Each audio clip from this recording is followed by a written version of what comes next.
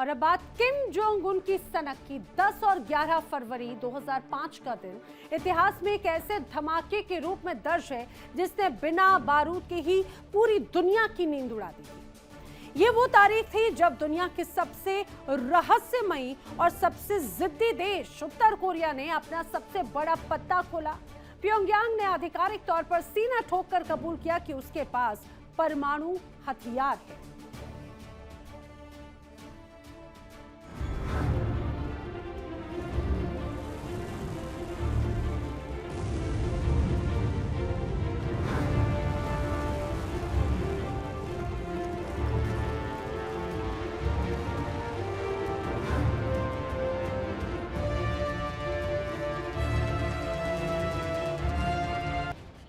Kim Jong का ऐलान, Trump की नींद हराम और दक्षिण कोरिया का चीना माहौल।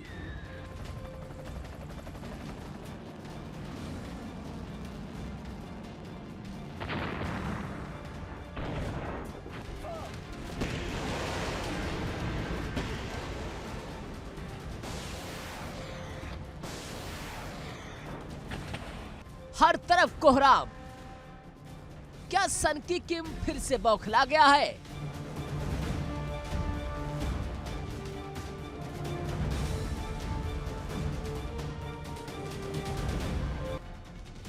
क्या एशिया एक नए परमाणु संकट की तरफ बढ़ रहा है?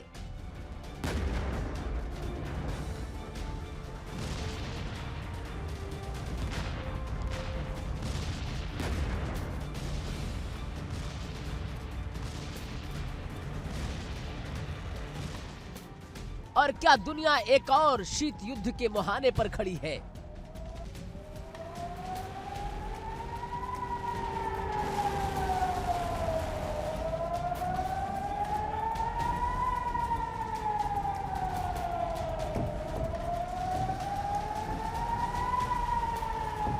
फरवरी इतिहास का वो महीना जब बिना बारूद के ही दुनिया में धमाका हुआ था।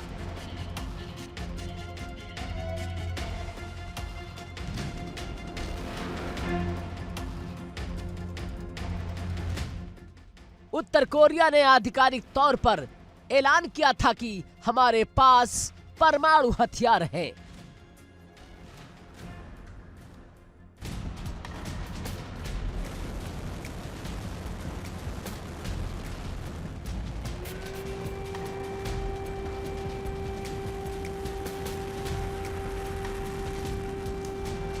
यह सिर्फ बयान नहीं था, यह पूरी दुनिया के लिए खुली चुनौती थी।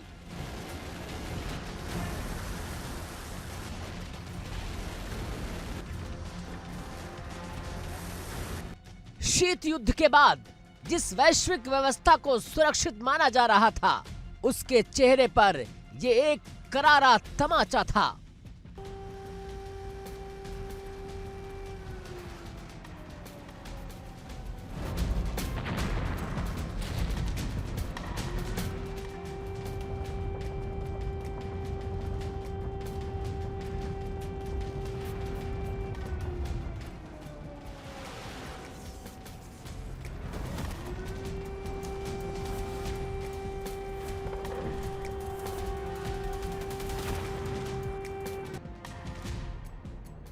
किम जोंग इल ने साफ कर दिया था कि अब दुनिया को प्योंगयांग की शर्तों पर बात करनी ही होगी।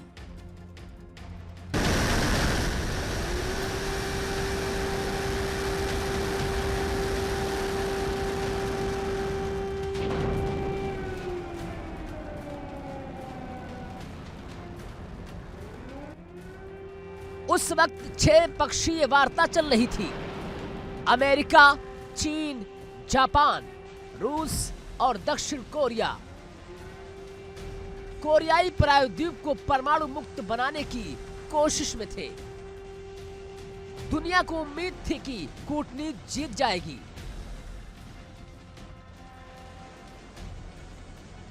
लेकिन प्योंगयांग ने उम्मीदों पर तब पानी फेर दिया था।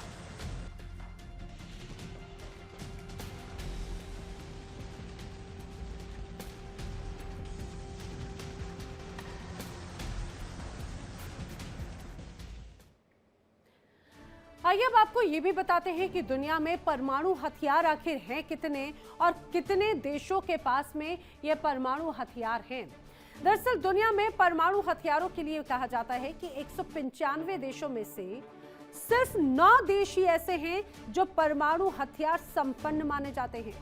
9 देशों के पास में कुल मिलाकर 12,331 परमाणु हथियार हैं। 90% हिस्सा सिर्फ अमेरिका और रूस के पास में इसका है। दुनिया के करीब 9,604 परमाणु हथियार मिलिट्री रेडी बताए जाते हैं। 3,804 परमाणु बैलिस्टिक मिसाइलों और बॉम्बर बेस पर तैनात हैं। लगभग 2100 परमाणु हथियार हाई अलर्ट मोड पर माने जाते हैं और उसमें उत्तर कोरिया भी है। अब उत्तर कोरिया ने साफ कर दिया कि वो सिर्फ तकनीक विकसित नहीं कर रहा, वो एक फुल फ्लेश्ड न्यूक्लियर पावर बन चुका है।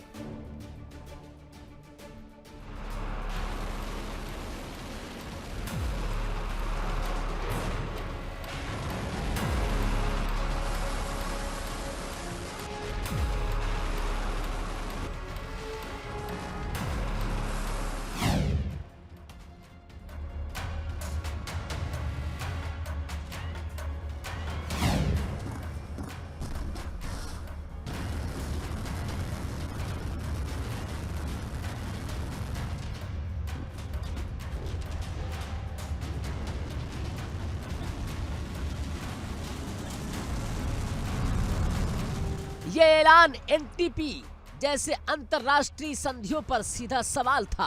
अमेरिका ने इसे अपनी सुरक्षा के लिए सीधी चुनौती माना।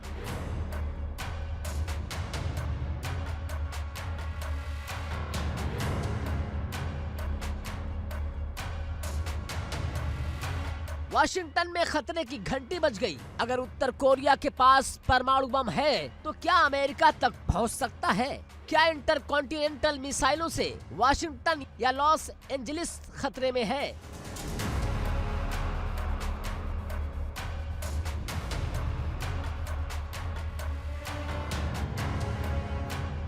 अमेरिका के सामने सवाल था, क्या दबाव बढ़ाया जाए या बातचीत जारी रखी जाए? सबसे ज्यादा खौफ जापान और दक्षिण कोरिया में फैल गया था।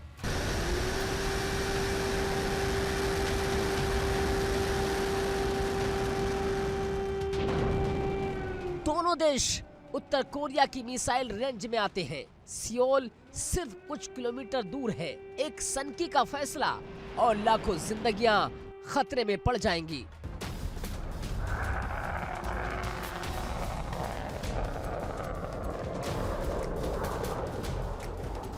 दक्षिण कोरिया ने अपने एयर डिफेंस सिस्टम को मजबूत किया। जापान ने मिसाइल इंटरसेप्टर तैनात किए। पूरा क्षेत्र बारूद के ढेर पर बैठा नजर आने लगा। सबको लगा था कि चीन को पहले से सब पता होगा, लेकिन बीजिंग भी असहज दिखा।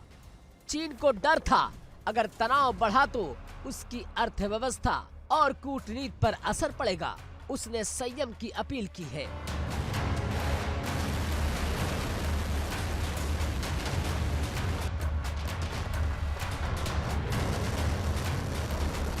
रूस ने भी सैन्य टकराव से बचने की तब सलाह दी थी, लेकिन असल खेल किम जोंग इल का था।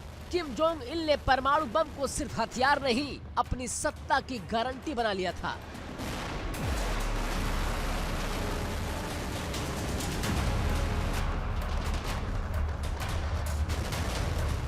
विदेशी दुश्मनों के खिलाफ ढाल और अंदरूनी राजनीति में मजबूत पकड़। संदेश साफ था, उत्तर कोरिया को हल्के में लेना महंगा पड़ेगा। परमाणु बम उसका सुरक्षा कवच भी है और सौदेबाजी का हथियार भी है।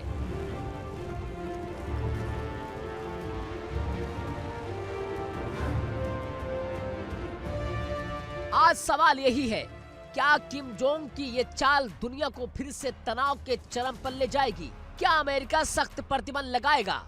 क्या सैन्य विकल्प खुले हैं या फिर बैक चैनल बातचीत कोई रास्ता निकालेगी? एक तरफ परमाणु ताकत, दूसरी तरफ सुपर पावर अमेरिका, बीच में पूरा एशिया खड़ा है। दुनिया बदल चुकी है।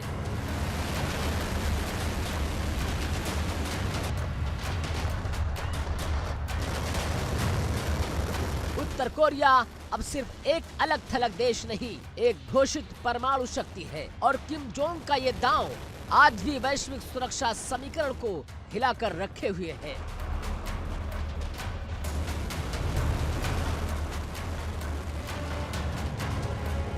क्या किम जोंग की ये परमाणु नीति सिर्फ सुरक्षा की गारंटी या दुनिया के लिए सबसे बड़ा खतरा?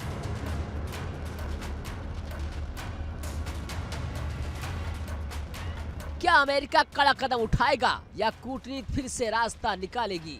Bureau report, India daily.